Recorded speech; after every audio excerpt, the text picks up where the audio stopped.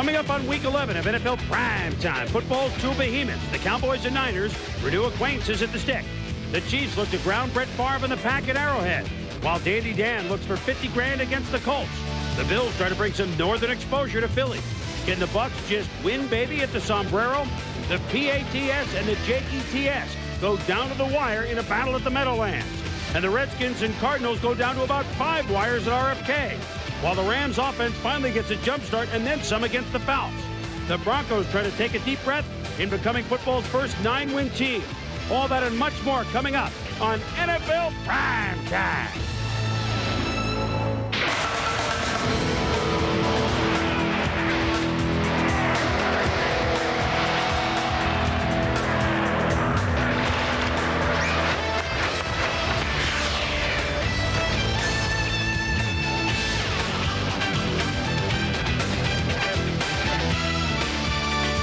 Hello once again, everybody. I'm Chris Berman. Welcome to a wild, and I do mean wild, Week 11 on NFL Primetime. So many of these games deserve a first, second, and third look. That's why I have first look, second look, third look. With me, as always, is Tom Jackson and the judge, Bill Pito. Our Sunday night football game comes from Ericsson Stadium, perhaps the nicest ballpark in all the NFL. The national television debut for the Carolina Panthers. They're at home against the New York Giants. For highlights of that, Dan Patrick.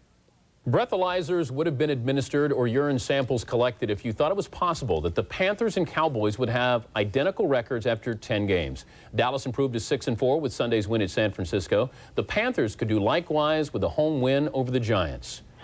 Ah! Oh, it's just a mask. Opening drive of the game. Rocket Ismail takes the reverse, goes 35 yards, virtually untouched. And just like that, it's 7-0 P-Men on Chris Berman mask night. To the third we go. Giants self-destruct, Dave Brown play action. It's play, and there's plenty of action. It's tipped. Pat Terrell with a pick. That would lead to a game-tying touchdown. We're knotted at 17. Rodney Hampton stripped by Greg Cragen. That would result in a go-ahead field goal. And then Kerry Collins, Howard Griffith, 17-yard touch. And the Panthers win it by the final of 27-17. The Giants' final 7 possessions of the game produced just 2 first downs. The Panthers continue their home dominance, 5-0 this season. In those wins, the Panthers have held the opposition to a grand total of 10 points in the second half. Next Sunday night, we serve up the Vikings and Raiders for your dining and dancing pleasure, and they're probably not going to be too pleased. They're both coming off losses. Mike Patrick and Joe Theismann provide all the pageantry at 8 Eastern. When we roll on NFL Primetime, what a wild game this was. It took longer to play the Skins and Cards than it took for Clinton to get reelected. Packers Chiefs, a surprise at Arrowhead. Good D, Kansas City. I wasn't looking for love. With just a glance it happened. Love came looking for me. Get out of my way!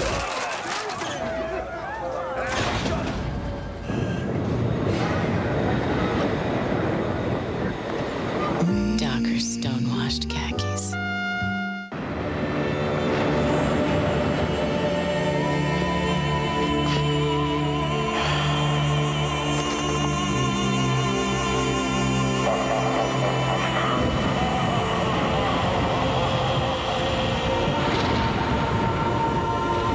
Now you can do your banking from home with the world's #1 selling home computer with Intel Pentium processor.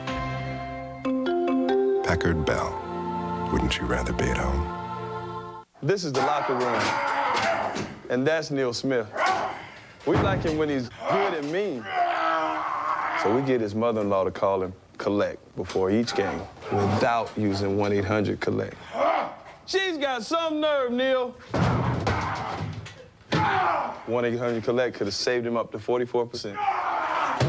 Hey, Neil, she did it to you again. 1-800-COLLECT. Save the people you call up to 44%. It starts with a full quarter-pound of beef, with fresh toppings, our chef sauce, on a bakery soft roll. McDonald's Arch Deluxe. If it were any more grown up, we'd need to check your ID. Oh, thank you. It's McDonald's with a grown-up taste. NFL Primetime is brought to you by Nike and by Travelers Insurance. What we all want. Travelers Insurance provides something to hold on to. Usually on NFL Primetime, we kind of ease into this show, but we're going to take a different approach because we're going to show you the Cardinals and the Redskins at RFK. Now, when we show these highlights, keep in mind that going into this game, Arizona quarterback Boomer Esiason had only 512 yards passing for the entire season. So keep that in mind, and here we go. Second quarter, the Skins lead at 10-6. Supposed to be a laugher for Washington. Boomer doesn't like the play call, and then he backs up. Calls shotgun, changes the play. Skins don't change the defense. He airs it. Right flat, Marcus Dowdell, and he's gone. 64 yards. Cards lead it 13-10. Third quarter, the Skins lead at 20-13. Terry Allen, number 16 rushing touchdown of the year. He scored another, the Skins lead 27-13. Then Larry Sanders has scored after a couple of long bombs to Rob Moore. And then in the fourth quarter, they scored 34-20. Washington still up by 14. Esiason and Johnny McWilliams, 14 yards. And it Skins up only 34-27, under a minute to go. Esiason, trying to tie the game, is picked off by Marcus Patton for his 5th interception of the day, at least against Boomer, but there's a flag on the play. Offsides, Washington, and the Cards have second life. 25 seconds to go to the shotgun to Anthony Edwards. Touchdown! We're tied at 34-all, and we go to overtime. 5 minutes, 3rd and 3 to Cards. Key play, Boomer, Frank Sanders. Can't they cover? He's out at the 19-yard line within field goal range. They just fired Greg Davis. Hired Kevin Butler. The Butler did not do it. Why? Redskins ball. Scott Blanton. He has a chance from 38 yards. It's good. The Redskins win. But there's a flag on the play. Holding Scott Galbraith. Moving back 10 yards. Blanton from 48. No. We play on into the RFK dust. Them with another chance to win. Esiason, again from the shotgun. He was effective there, Tom. Yeah, he's throwing again to Dowdell, and you see him throwing the ball with authority to the outside. Dowdell, again, the missed tackles, 2 of them right there by the Skins, puts the ball down for a 1st and 10. 522 yards throwing for Boomer Esiason, one of the best of all time. Kevin Butler from 37 yards out. Doink! It's no good. The Butler did not do it. But offsides, Washington. Move it in 5 yards. 32-yard attempt. This time. 3rd time's a charm. Finally, it's over. It's all over. Arizona shocks the Skins after 7 straight wins. The Skins have lost 2 in a row, 37-34. And the numbers for Boomer Esiason, downright scary. Boomer, on the day, 35 of 59. Yes, he was picked off 4 times, but he threw for 522 yards, the 3rd best ever passing job by a quarterback. Tom, what's going on with the Skins defense? Well, 522 passing given up today, 270 given up rushing to the Bills last week. Very porous defense, a team that was 7-1 a couple of weeks ago, now with 3 losses on their record. With Philadelphia, San Francisco, and Dallas coming up on their schedule when we return on NFL Primetime. First, we're going to tell you about inside the numbers, because when you have numbers like Boomer Esiason did, firing at will against the Redskins, and often that time was good coverage, but boy, they were wide open. Only Norm Van Brocklin in 1951 and Warren Moon 6 years ago had better passing days than Boomer Esiason. Only 7 quarterbacks have ever thrown for 500 yards. Boomer today enters that club. Inside the Numbers is brought to you by Visa, the preferred card of the NFL. It's everywhere you want to be. Wow, can we top that? We'll try. Eddie George against the porous Saints rushing defense. Guess what happened? Raiders and the Bucs. A cross-country flight after a Monday night loser. Guess what happened? Where do you get VCRs as low as $85? CDs as low as $4, and a quarter-carat diamond ring as low as $195. When you want great stuff at a low price, head for Cash Loan and Security. And when you need quick cash, Cash Loan and Security makes secured loans easy. No credit checks, no hassle. Cash Loan and Security will even buy your stuff. 2 convenient locations, Lafayette and West Lafayette. following is a paid announcement to the people of Northwest Indiana. The Bob Berman dealerships are having the big sale. What can folks save? Up to $10,000. How about financing? As low as 0 APR. But why so low key, Bob?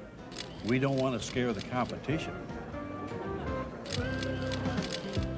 There's only one Bob Berman. The big sale right now for a limited time at the Bob Berman dealerships, Sagamore Parkway, Lafayette.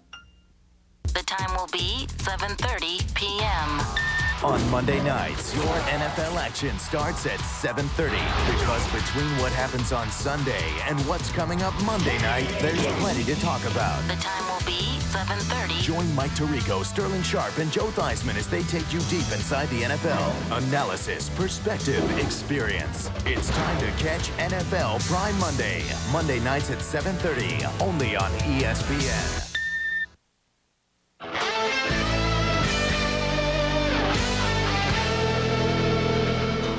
Yeah, the judge, Bill Pito, with us right now, and I guess Oilers Saints, the battle of the Gulf of Mexico. Yeah.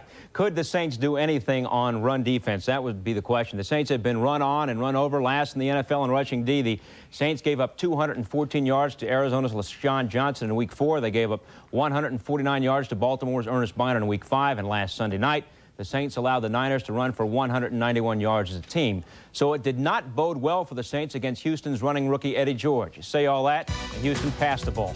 Chris Chandler back from the groin injury, missed last week. Oilers throwing early and effectively. Chandler to Ronnie Harmon, who had a huge game. 16 yards on the play, down to the 41. 2 plays later, Chandler whoops, but picks it up. Chris Sanders has got it. Chris Sanders is gone. 42 yards. For the touchdown, Oilers up by the score of 7-0. The Saints would fumble the ball back to the Oilers on the kickoff. So the Oilers, Chandler, Harmon, 22 yards.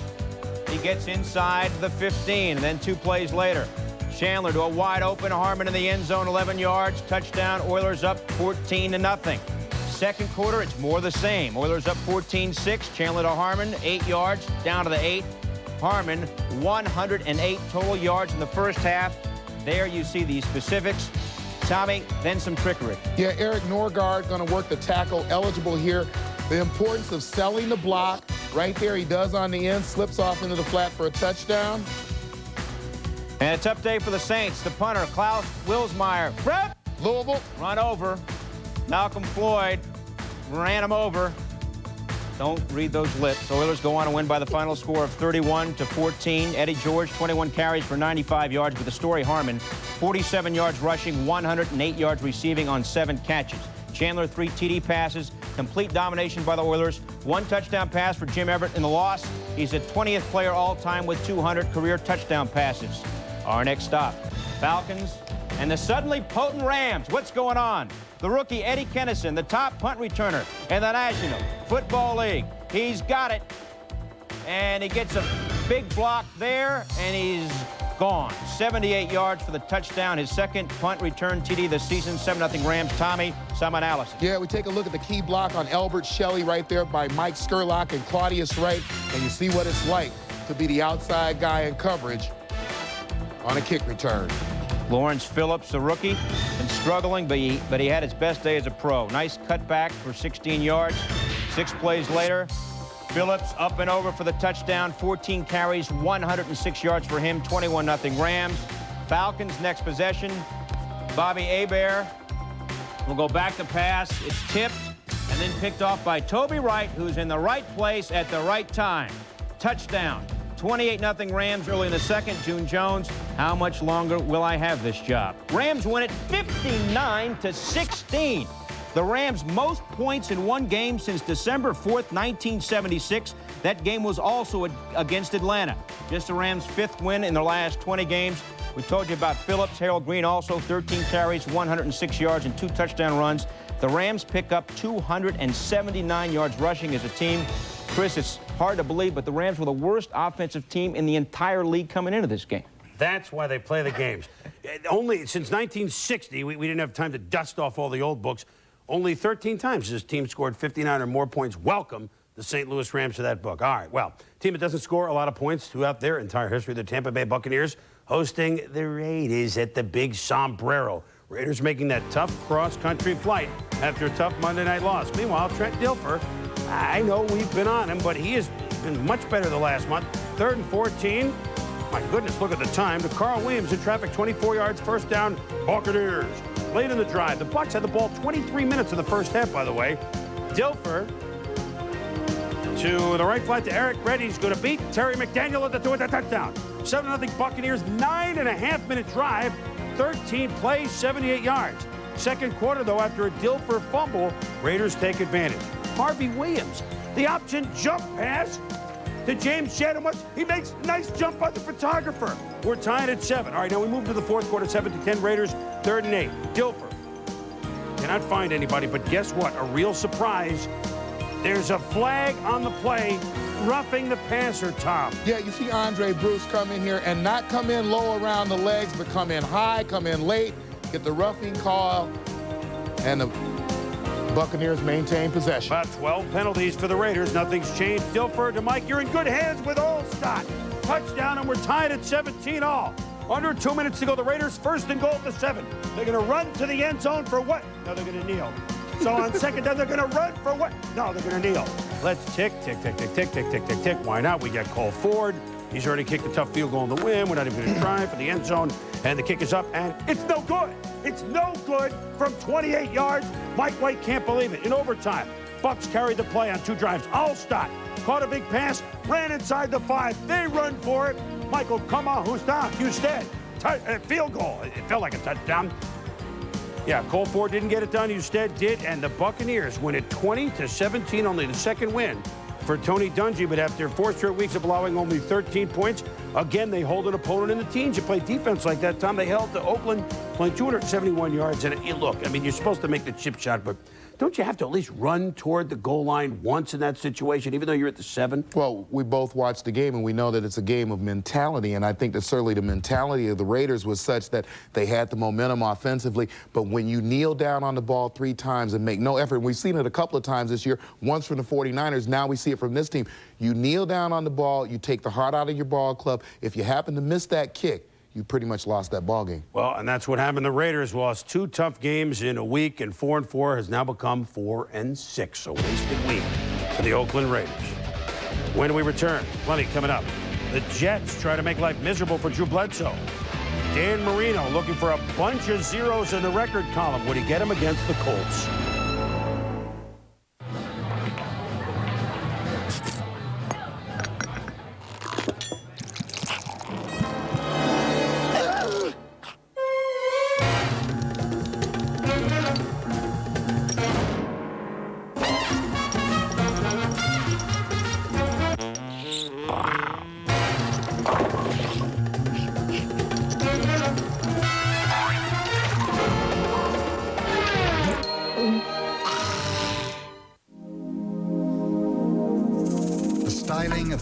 CL Luxury Coupe was designed with the old rule in mind that you never get a second chance to make a first impression.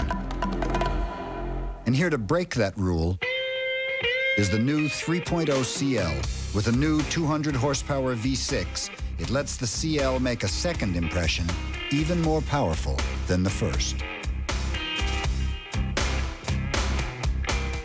Riddle me this, Scatman. What's got 10 legs and kicks butt? Dig. Wake Forest is the team for me. Baddest mothers in the ACC. Demon Deacons ringing up the score. Packing their bags for a trip to the Final Four. The Jams. The Slams. That Duncan kid's name. It ain't just a noun. It's a verb. It's a bad verb. Thanks for the grammar lesson. Wild game at the Meadowlands. The Patriots have been a hot squad. Bill Parcells used to own this building for the New York Jets. A win and a bye, figuring, hey, we fear no evil. Patriots already trail 7-0, and Aaron Glenn has covered Terry Glenn like a blanket. 2 interceptions against Bledsoe and 2 possessions for the Jets. Big day for the Jets' little man, Adrian Morrell. Cuts up the middle for 7 yards, and Tommy, he had another 100-yard day. Yeah, you're going to see Morrell here. He has great vision, especially inside. You see him here with the slight cutback, moves back to the middle of the field for about a 10-yard gain, drags a few people at the end of that run. And then at the end of the drive, It's a touchdown, and the Jets lead at 21-0 morale with 128 yards on 31 carries. Late in the second quarter, would it be a tuna melt? No. Bledsoe comes back. You know the Patriots play these basketball games. To Terry Glenn, pretty pass, 26 yards, 21-7 at the half. Second half, Bledsoe to Sean Jefferson. He's moving on up. Inside the Jets' 45-yard line, sets up a Curtis Martin run. Now it's Bledsoe to Ben Amazing Technicolor Dreamcoats. We're tied at 24. Jets now have the ball. The Patriots 36. Frank Reich to Richie Anderson. Beats Ricky Reynolds. 50 yards. Sets up a field goal by Nick Lowry. 27-24 the Jets. Late fourth on 4th and 2. Watch this. Coates, he has to get to the 49. He doesn't even get across the 50. But they call it a first down. Look at the spot time. You got to be kidding me. Yeah, you look at the replay right here. He barely crosses the 50. The ball actually right on the 50. They marked that ball at the 48. Oh, my goodness. And the Bledsoe makes him pay for it. Keith Byers, a touchdown, 31-27, the P-Men. Frank Reich to Jeff Graham, crackers for 10 yards. Then time running down. Second and 10 from the 11. Wayne Crepet can't come up with it. To Keyshawn Johnson. He's covered. It's over his head. Parcells and Al Groh, defensive coordinator. Rich Kotite. Everybody on the edge of their seats, on the edge of the sideline. 23 seconds to go, 4th and 10. The Jets can win. Frank Reich. It's tipped by lawyers in Love Malloy. And the Patriots beat the Jets 31-27 after New York started off with a 21-0 lead. The Patriots have won 4 straight games in their division. They've beaten everyone else in the last month. They've won 7 of 8. After an 0-2 start, the Jets are getting better. Both Reich and Bledsoe, by the way, close to 300 yards passing in this game. Colts and Dolphins elsewhere in the AFC East. Dan Marino needs 83 yards to complete 50,000 yards of passing. You have to be kidding me. Kareem Abdul-Jabbar. The 20-yard run down to the 25-yard line. 2nd and 8 from the 12. Marino to O.J. McDuffie. Dan still can move. He steps up. 7-3. Dolphins. Second quarter, just 6 yards needed for 50,000. And Marino, play fake, steps up. Zing! O.J. McDuffie. 50,000 and more. To 30, down to the 37-yard line. Marino in the first half was 11-15. Dolphins up 14-3 in the second. Oh, by the way, let's go for another record. How about 4,000 completions to Fred Barnett? Same score, still in the second. Marino. Watch acrobatic Barnett, who made an amazing recovery from an off-season injury or preseason. 21-3, Miami, Tom, but the Colts trouble. Yeah, another game where the Colts struggle offensively. There's Zach Thomas plugging a hole on Marshall Faulk. Then Jim Harbaugh getting immediate pressure, rolling out. Can't find his receiver in the end zone. And then Gross dropping the ball on him. So all in all, a bad day for the Colts offense. And Harbaugh, well, then watch this. Daniel Ticket Stubbs has him in the grasp. The intentional grounding in the end zone. No, they're not praying. It's a safety. 23-6 Miami in the third. Barnett says, I like this touchdown thing, Dan. How about another one? Another acrobatic catch. 30-6, Tom. Yeah, and Harbaugh here, you watch him throw the ball. Looks like he has a good release, but the ball picked off by Calvin Jackson. Starts back for the Dolphins. That would seal. Oh, and he fumbles the ball right there. Cliff Gross and Sean Wooden would recover for Miami. And I'm not sure what Harbaugh was doing in the game, taking a beating so late with everything out of control. I mean, let the youngster Justin got in, but not after Harbaugh got battered with the game totally lost. And both the Dolphins and the Colts now are at 5-5. The Colts were 4-0. So now they have gone backwards to 5-5, 37-13, the final. And Tommy, what happened to the Colts here? Well, I talked with the Colts this week, and what they talked about is problems with injuries in 3 specific areas. One, running back, linebacker, offensive line, and I think we see all those things take effect. Marshall Faulk is not healthy, and it shows in his running style. They're unable to play the kind of defense they played that kept them in ball games, and Harbaugh is receiving pressure every time he goes back to pass. It doesn't take much to take a pretty good football team with injuries as part of the problem, make them an average football team or below. 15 carries, 33 yards for the Colts. Not good.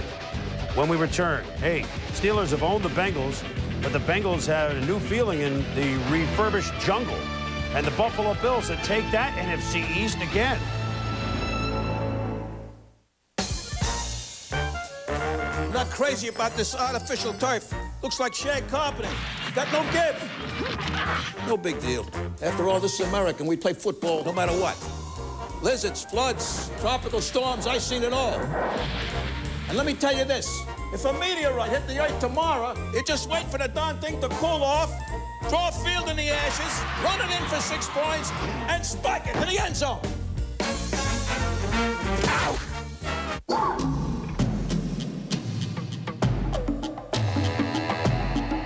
Sometimes life is an uphill battle.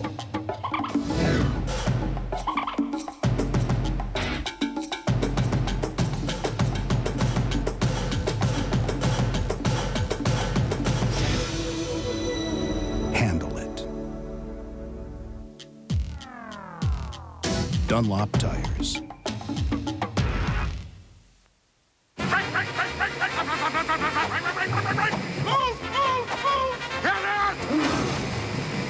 It's Minnesota and Oakland on ESPN Sunday Night NFL. Come on, you wussies, get those legs up! All right, the Steelers and the Bengals. And what can you say? Bruce Kozlitz says, hey, I'm 2-0, and we want the jungle here in the snow. Remember when it used to be loud and we used to be a tough place to play? Well, Jerome Bettis says, I don't remember that. Rolls past James Francis like a freight train, 28 yards. Bettis has had 100 yards out almost every game for the Steelers. And Watch says, boom, 15 yards out of the 7. 2 plays later, from the 6, Bettis, boom, just like that. 8 touchdowns for him, 10-3 Pittsburgh. First Steeler with 1,000 yards since 92. That can't be right. Well, Tom, what about Bieniemy? Well, and Bieniemy goes a little bit overboard right there trying to intimidate Rod Woodson and draws a roughing penalty for the Cincinnati Bengals. Well, instead of a squib kick at the end of half, 17-10, they figure instead of a long kick, they figure a squib kick. But look what happened. David Dunn makes him pay. He could go all the way 90 yards on a squib kick. The crowd ecstatic. We're tied at 17 at the half. Bettis has scored another touchdown to make it 24-17. So let's kind of kick it deep. And this time it's done heading up to Jeff Hill. And Jeff Hill goes downhill. Look at him. To the 40. To the midfield stripe before he's hauled down. And then 5 plays later with the jaw out by Cowher. Eric sleeping with Bieniemy gets the toss. Willie Anderson's going to make a big block. And Bieniemy's gone. Touchdown, Bengals. Yeah, and let's take a look at that block again. Look at Willie Anderson on Randy Fuller right there. Pancakes him, clears away for Bieniemy to the end zone. There's Tom in the stands inside of 24 to his hometown. Jeff Blake the screen to Gajana Carter. And the block by Ken Blackman, 66, 12 yards. He goes over to his mom, says, take the ball, Mom. We're up by 7, then by 10, and Mike Tomczak picked up by Roger Jones. He could go all the Tomczak knocks him down. Bengals didn't even try to go in. They weren't even interested. Carl Pickens, Darnay Scott. But you know that KG Bruce Kozlitz, they could never dump him. And no Bengals coach has ever started out 3-0. And so the Bengals, who had lost 10 of 11 to the Steelers, including 5 in a row at home, have beaten Pittsburgh by the count of 34-24. And despite 111 yards rushing by Bettis, it's Blake that threw for 275 despite the 3 picks. And the Bengals win. They cannot be stopped. Well, 4 weeks ago, the Buffalo Bills and their quarterback, Jim Kelly, looked to be a veteran team in trouble. But we said this last week, and in case you weren't watching, we would like to repeat. Nobody circles the wagons better than the Buffalo Bills. They beat Washington last week. They're in Philly for some cheesesteak this week. That looks good. And early on, the Eagles led 7-0. But for the Eagles fans, this did not look good. ESPN's Tommy Hutton has the punt block by Gabe Northern Exposure. Does the block, picks it up, and scores. It's the trifecta, 18-yard touchdown. We're tied at 7. Yeah, and you can always tell a guy who's missed the block. Watch Joe Kelly, bottom of the screen, right there, spot shadowed. He doesn't run down the field to cover because he knows there's no need. Ball's going to be blocked by Northern. Try to pick him up before he gets to the end zone. So we're tied at 7. Now, after a field goal, 10-7 Eagles. Jim Kelly to Andre Reed on 3rd and 13. Hits a first down. The Bills completed all 4 third-down situations on this drive. Moments later from the 5. Thurman Thomas, he showed the move the last few weeks at New England in the second half against Washington. Didn't he follow the blockers well? Well, and the thing that was most impressive about Thurman today, he still had that bounce in his step to get to the outside and beat people around the corner. Here's his running mate, Derek Holmes, says, we've got the lead. Now the Bills' defense, Bruce Smith said, hello to Ty Detmer. Then in the blitz, Marlon Kern. Oh, man, Tom. Yeah, and you watch this blitz coming from the safety, gets a clear shot, and look at the snap on Detmer's head right there. But Detmer bounces up from that shot. Yeah, he's tough. Third quarter, Bills leading 17-10, Thermal Thomas. Now he has the bounce to the outside of the 10-yard line. Moments later, Jim Kelly to Quinn Early. Pretty good coverage, but a touchdown. He beats Troy Vincent 24-10 Bills. Early fourth quarter, the Eagles come back. Ty Detmer, 4 for 4 and starts another big game for Irving Fryer. 10-yard touchdown, 24-17. Then the pass to Irving Fryer. And look at the lick that Matt Stevens, number 23, the rookie, puts on him. Then Fryer says, no problem. Let me dust myself off. It's a first down. Then 3 minutes to go on the 11th play of the drive. Ricky running waters inside the 20. Ray Rhodes, that stoic look. Second and goal. Detmer. Then Jimmy Johnson the tight end, but Matt Stevens breaks it up. 4th and goal, 25 seconds left. Bruce Smith beats his man. Sacks Detmer, game over. Yeah, and that man, Barrett Brooks, the tackle, we're going to see him watching Bruce Smith coming from the top of the screen, just working his way to Detmer, and once he gets him in his grabs, it's all over. And actually, that was a fumble for the Bills. So the Buffalo Bills have now done it again to an NFC East power. They beat the Eagles and the Redskins. They already earlier beat, remember when Todd Collins started against Dallas? They beat the Giants in opening week. And so the Bills now at 7-3 keep pace with the Patriots atop the AFC East, and it's a 2-game lead on everybody else. And, you know, Jim Kelly didn't have a great day, but calling the plays, he and the Bills offense seemed to have so much of a better feel. And they looked in command after Philly went right down the field on the first drive and led it 7-0. Yeah, and the Bills come up with another 140 yards running the football, takes a little pressure off Jim Kelly, helps the offensive line. Offensive line gave up no sacks today. And we talked this morning about Ty Detmer only being sacked 4 times in his 4 starts thus far this year. Today, he was sacked 5 times by the Buffalo Bills. That kind of pressure results in the turnovers. That kind of pressure results in you being able to dictate defensively. Bruce Smith had 2 of those sacks, and you saw the big one at the end of the game. He said that this Bills defense is the best that they've ever had since he's been here. And the Eagles found out the hard way today. And we go inside the numbers. Once again, the Bills in the regular season have dusted the NFC East. They're 11-1 now in the 1990s. You know, if only this would work in January. But it certainly works in the fall. We're going to work on winter. When that winter solstice comes around, then just something happens. I don't know. When we return, Packers-Chiefs. The Packers 8-1, but the Chiefs churned it up at Arrowhead.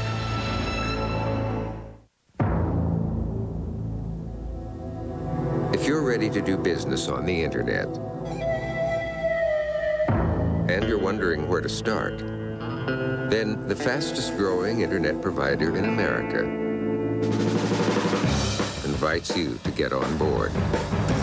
Now, no matter what size your business is, AT&T makes it easy to catch the wave.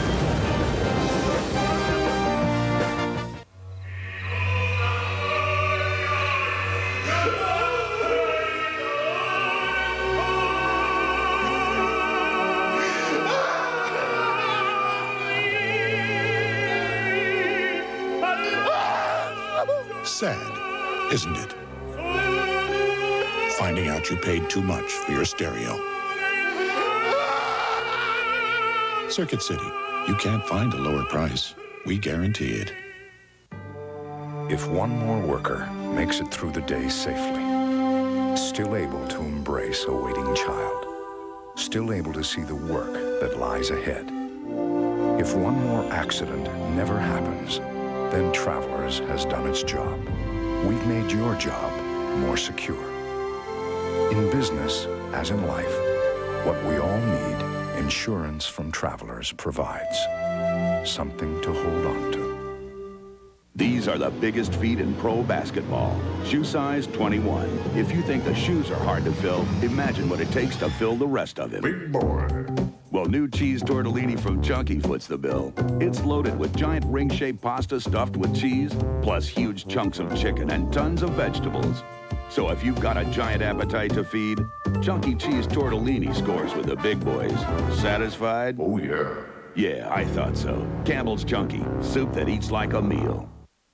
Well, if the Cowboys and the 49ers were the Tyson Holyfield main card, there was a significant undercard, as there was last night in Las Vegas. 8-1 Green Bay at the 6-3 Kansas City Chiefs. And the Chiefs said, this is the time for us to look at the Super Bowl contender, which we did early on. I got you, babe. Steve Bono to Sean LaChapelle. Down to the 10-yard line. They're crying in the chapel for Sean LaChapelle. 3-0 Kansas City, if you know French.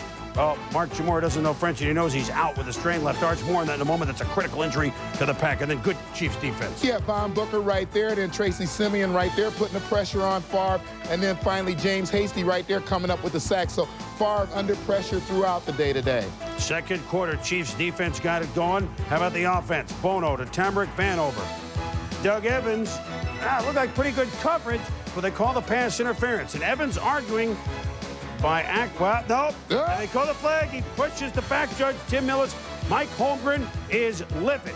Chiefs pounded out at midfield. Greg Hill, big game for him. Right in the middle, Grunhard doing the blocking. Then left side, look at the blocks that Kimball Anders at fullback helped springs these runs for Hill, 14 yards. John Alton company on the left, Anders again. Hill with an 8-yard touchdown, 13-3, Kansas City. Next possession. The Chiefs more up to date. Boy, they are tough at Arrowhead. I got you, babe. Greg Hill. Touchdown from Steve Bono. 20-6 Kansas City at the half. Third quarter. Brett Favre, could he rally the Packers? First and 10 at the 25. Neil Smith. High karate. Right there. Knocks the ball loose. Derek Thomas falls on it. And the Chiefs ball at the 24. So, we're at the 24. Greg Hill says, let's see. We need 24 yards. Grunhard with the block. Look at the hole up the middle, Tom. And Greg Hill goes 24 yards for a touchdown. And you know what? Take that, Packer fans. He says, I'm into my own stand. Except that Favre's got to get out of the way. More problems for Favre, Tommy, with the Kansas City defense. Derek Thomas here beating rookie tackle John Michaels with the outside move and then coming back inside. No fumble was called on this play. Packer retained possession, and then Favre going downfield, and watch the play by Dale Carter right there. Perfect timing on his jump to knock that pass away. Give the Packers credit. They can come back from any deficit. Down 14 a minute to go. Derek Mays, the rookie, with a spectacular one-handed grab, has cut the margin to 27-20. Greg Hendrick with the kick, but Jack be nimble, Jack be quick. Kimball Anders falls on it. Packers are offside anyway, by the way. Greg Hill is happy, and why wouldn't he be? 14 carries for 94 yards. Marcus Allen also had 48 yards. We showed you that Hill also caught the catch for 34 yards. So a big day for him. As the Chiefs now back in the hunt at 7-3. The Packers lose from them the second time all year, 27-20, Kansas City. And, you know, sometimes we get on Kansas City a little bit. We really shouldn't. But they just look like they're conservative and they're basic. But when their basics are like this, they shouldn't do anything else, Tom. But running the ball, and I think when you look at the Packers, we'll flip this over in a second, but you look at the Packers, the Vikings, the Chiefs, and the Lions have all had success running the ball against the Packers. So I think the key, stay in the game so you can effectively have some patience with your running game. And if you are the Green Bay Packers, you're worried now about the ability of people to run the ball on you, but that will pale in comparison to the loss of Chamorro, who helps that running game and also is a go-to guy offensively for Favre in the passing game. Yeah, he protects on those injuries that you talk about, and 383 yards against the top-rated defense in the NFL. So Kansas City had a big offensive day. Bono looking like he did early this year. He had slumped. Boy, a lot of the contenders, a lot of the big-time contenders losing in wacky Week 11, but we've only begun to fight. Elsewhere, the Vikes. Oh, my goodness, the Seahawks. Two teams going to 5-5 from different directions. And, oh, yeah, the Cowboys are playing the 49ers. Did anyone care about this game? We'll show you what happened. Stuff, or stuff? What is stuff? That's what you put in the potato. What? Stuff? Just stuff, like the word stuff. Material stuff or like the cosmic stuff? That is stuff. Stuff pizza? Stuff is stuff. Stuff. I need a little bit more information about stuff. There is stuff for sale at Cox Communications. From director Forrest Whitaker. If this man isn't the one, at least let me dance till I sweat. Before you find a prince, you have to kiss some frogs. Before you give up, close your eyes, hold your breath, and know. He's watching. You won't have to wait forever. Whitney Houston, Angela Bassett, waiting to exhale. It premieres November 16th right here on HBO and Cox Cable, so breathe easy.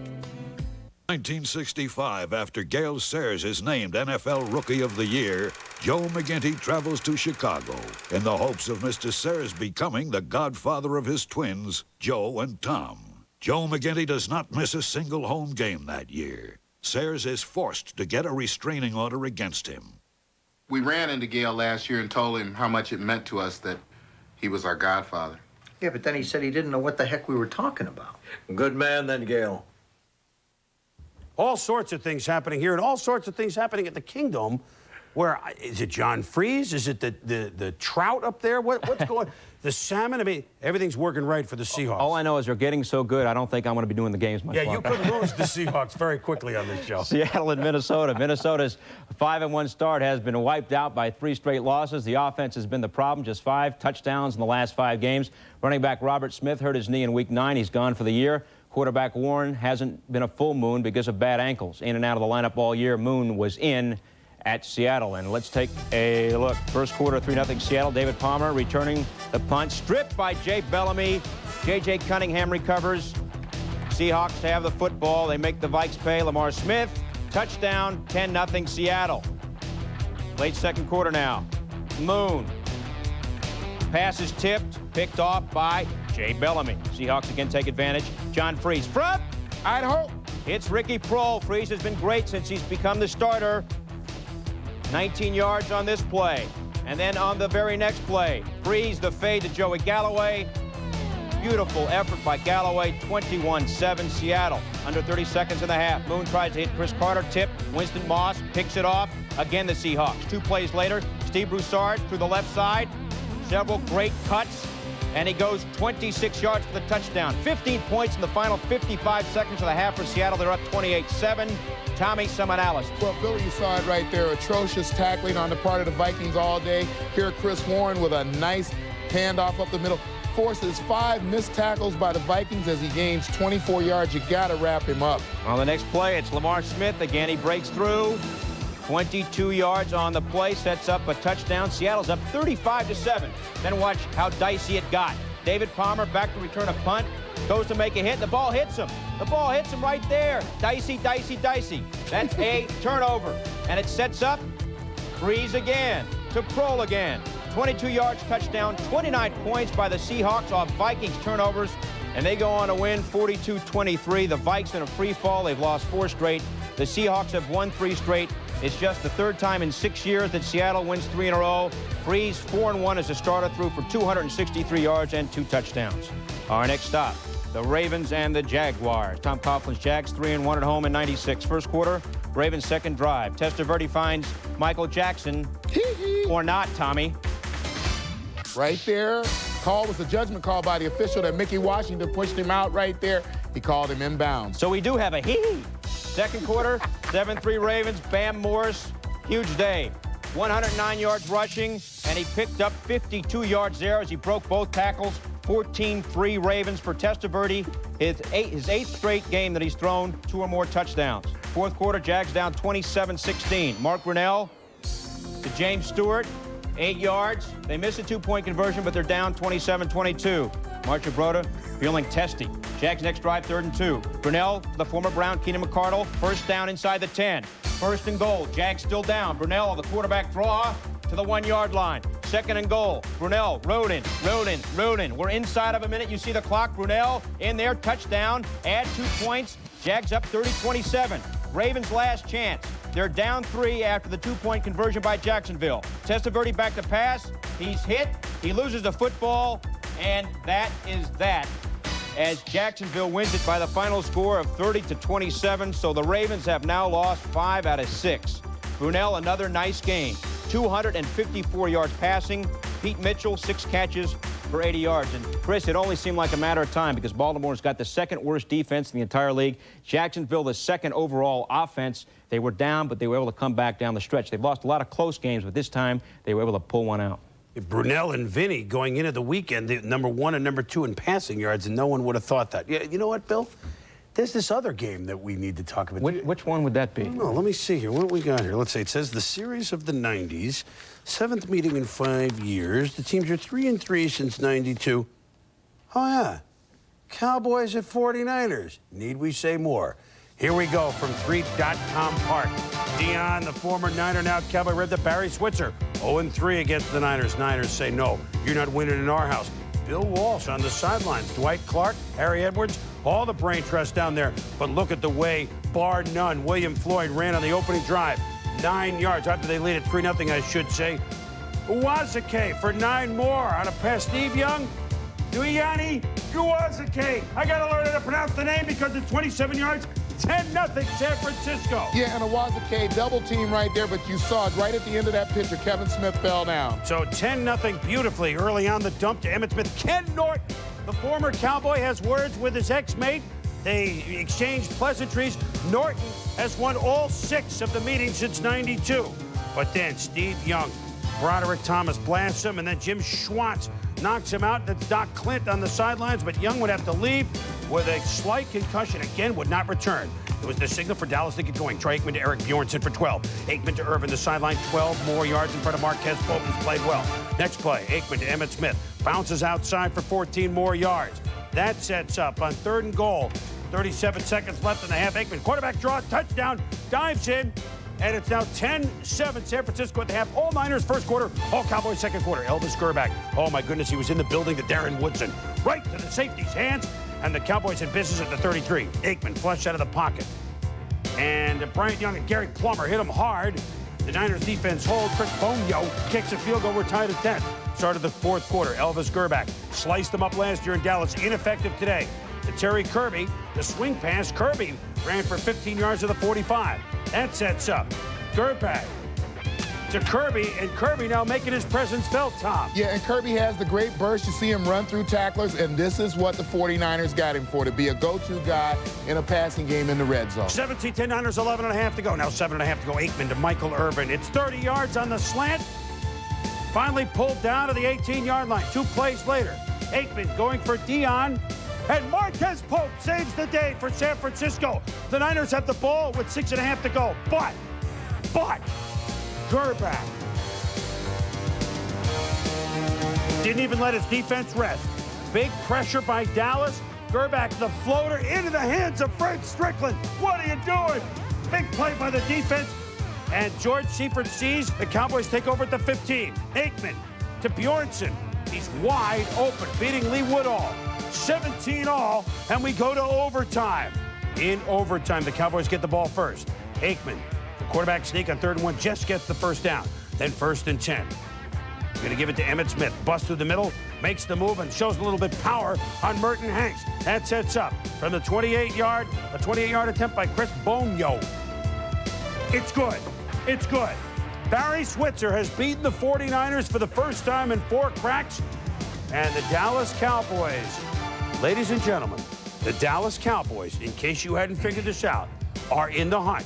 They are now 6-4 on a day when San Francisco lost. Not to mention the 2 teams ahead of them in their division, the Washington Redskins and the Philadelphia Eagles lost. Not to mention the fact that the Green Bay Packers lost. The Dallas Cowboys have won another game for survival. They have the Packers next Monday night. We said it was a 2-week span when the Niners could move ahead of the Packers or Dallas moved in or out of the hunt. You got to give the champs the nod because the way San Francisco came out, Tom, and controlled the first quarter, looked like another long day for the Dallas Cowboys. And Chris Mort said this morning on Countdown that it was a game of desperation for the Dallas Cowboys, and I thought we saw that sense of desperation in their play today, coming back from a 10-0 deficit and winning this football game. A couple of things we talked about that they could not afford. I thought that this was a game Steve Young had to play a complete football game. I didn't think that they could afford to have Elvis Gerback playing against the Cowboys when they were feeling as desperate as they were. And the last 6 games have been decided by turnover. This game, no different, decided by the turnover advantage, which went to the Dallas Cowboys. A lot of poise, I think, for the Cowboys because, again, the last 2 games, what was it, 17-20, it was 38 points. So the last 3 games, Tommy, 48 points scored in the first quarter by the 49ers against the Cowboys. But this time they said, wait a minute, we have defense, too. We're not going to get blown out here. Yeah, and I think when you have the kind of defense that these 2 teams have, what you want to do is when you get to the red zone, when you get in areas where you have a chance to score, you have to make things happen. And I thought that the Cowboys did a better job of that in the second half than the 49ers did. Well, the 49ers passing game still a mystery. Young, of course, threw the 1 touchdown pass to Uwazaki, but Young 83 yards, Gerback 88 yards passing. So adding that up quickly, it's 171. That's not what they need. And so, well, the plot has thickened in the NFC, hasn't it now? When we return, we got more highlights. We got game balls. Oh, we got plenty. And a wild finish between Denver and the Chicago Bears. And a milestone day for Dan Marino.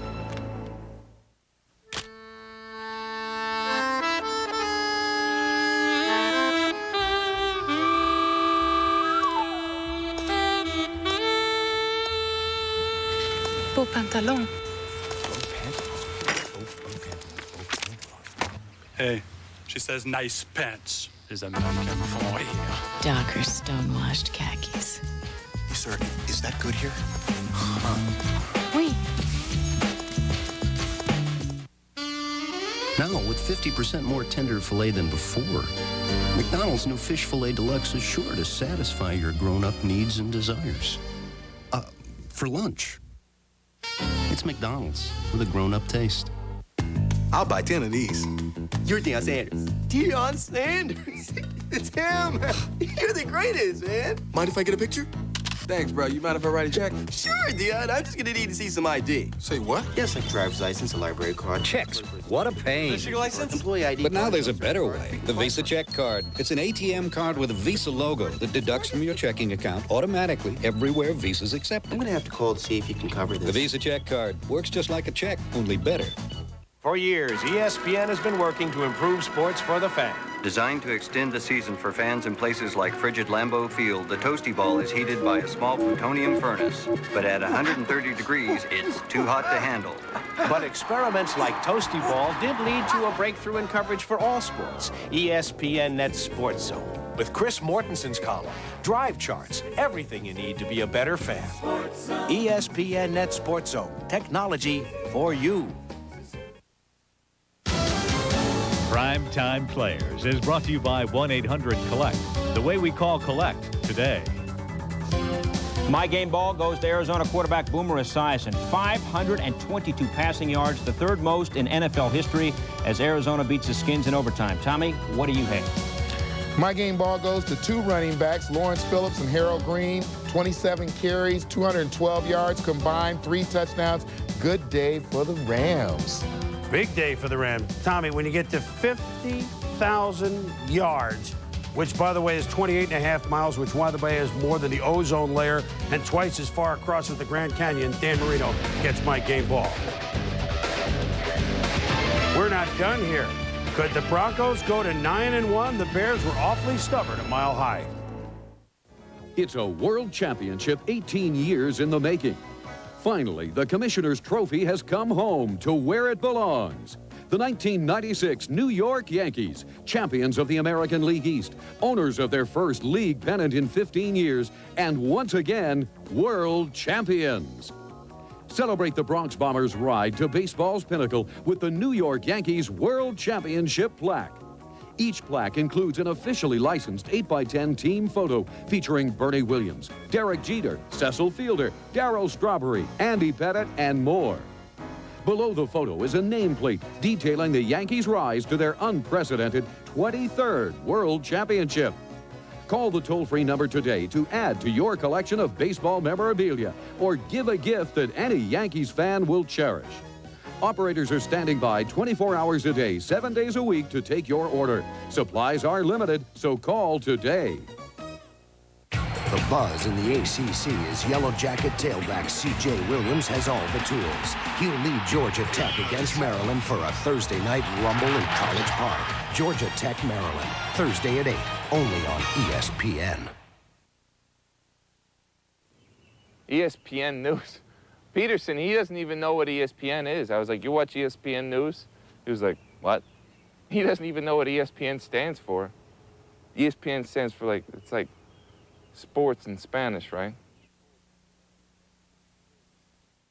The Broncos trying to become the only team with 9 wins in the NFL at Mile High Stadium. 200 games for John Elway, and he still runs like that, doesn't he? He still has those moves stuff. First quarter, the Broncos down 3-0, but John Elway to Shannon Sharp from the crib into the end zone. 9th touchdown of the season, 7-3, B-Man. Elway's early stats, 12 of 18. Leading rusher going into the day, Terrell Davis. Wants the big hole, but wow, there's nobody near him. Hits a 25-yard game deep into Bears territory. 1,000 yards each of his first 2 seasons. Only 14 players have done it. Welcome to the club, Terrell Davis. That leads to a touchdown by him. It's 14-3 Broncos at the half, but here come the Bears. Curtis Conway working on Randy Hilliard. Conway goes up, gets the concentration, and pulls down the Dave Craig aerial. It's a touchdown, 11 yards. The Bears missed the conversion. It's 14-9. Ensuing kickoff. It's an onside kick by Jeff McJager. Anthony Marshall falls on it, and the Bears are gaining momentum. Then Rashaan Salam. It fumbles in the pile. Tyrone Braxton picks it up. What happened, Tom? Well, the magic of Mile High Stadium, the referee's vision goes a little bit bad. Can't see that the ground caused that fumble, and the Broncos, they get possession. 45 seconds left. The Bears down 17-12. Craig to the end zone of Michael Timpson. It's incomplete. But Hilliard is pass interference, and the Bears have a chance to win. First and goal from the 1. 40 seconds to go. Raymond Harris. Stopped by Alfred Williams at the 1-yard loss. Second down. Harris outside. Stopped by Alan Aldridge and Bill Romanowski. Third and goal, the chance to win. Craig, play action. Jim Father Flanagan. It's into. Oh, he dropped it. It's fourth down. Craig to Curtis Conway. It's Braxton. Knocks it down. The Bears have 4 cracks from the 1-yard line. They can't get it across. The Broncos win it by the count of 17-12 to be the only team at 9-1, despite the fact that the Broncos ran for under 100 yards and John Elway threw for under 200. Good D by the Bears, but Denver wins it 17-12. Yeah, and Mike Shanahan finds another area, his football team that comes through. His defense giving up 12 points, giving a goal line stand at the end of the game. So again, a contribution from another area of this Bronco football team. So Denver showing the way in the AFC West by 2 over the Chiefs. We have honor rolls on a wild Week 11. Let's go 100-yard rushers first. Adrian Morrell in a Jets loss. Terry Allen in a Redskins loss. Raymond Harris in a Bears loss. Unusual that the leading rushers had their teams lose. Same with Jerome Bettis. Same with Bam Morris. Harold Green, his team won. But this is the top 5 guys didn't win. And the 2 guys, of course, on the Rams, Green and Phillips, had 100 yards a day as the Rams are now a juggernaut. Passing, Boomer Esiason's on this list almost twice. 522 yards, the 3rd best passing day in the history of the National Football League. Mark Brunell, 354 in a win. Ty Detmer, 315 in a loss. Also throwing for 300 yards. Brett Favre, 310 in a loss. Receiving, Bert Emanuel. Well, he had 100 yards as the Falcons lost again by a little bit. Ronnie Harmon of the Oilers had a big game. He's such a good back out of the backfield. The Oilers win it. O.J. McDuffie had a 100-yard day, and the Dolphins win. And Carl Slim Pickens was big and fat as the Bengals won again for Bruce Coslin. Prime Monday, we get you set for the Lions at the Lightning Bolts from the Birth. It's 90 minutes. Leslie, including Backstage with Mike Utley. Join Mike and the gang at 7:30 Eastern. Then Monday Night Football, ABC, 9 Eastern, 7 Mountain, 6 Pacific, 4 in Hawaii. Lions and Chargers. That's Monday Night Football at ABC at 9 Eastern Time. Well, Tommy, it was a bizarre day. 5 first-place teams of the 8 going into the day, first place in time, lost. 3 overtime games, and the AFC went 5-1 against the NFC today. The only NFC team to win was the Tampa Bay Buccaneers. So just when we thought we had it figured out, we know nothing. Yeah, and the season becomes a game of attrition. I think that we can see as teams begin to lose people. Again, Green Bay lose Chewy today. I think that we're going to see teams, the teams that stay the healthiest are going to be the teams that are around at the end of the year. Well, my goodness, the plot has thickened. Thanks to the judge, Bill Pito and Tom Jackson. I'm Chris Berman.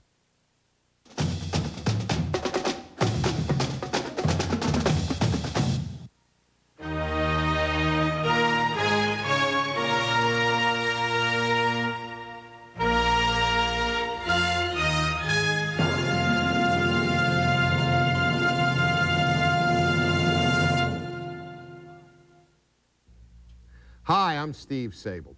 It seems only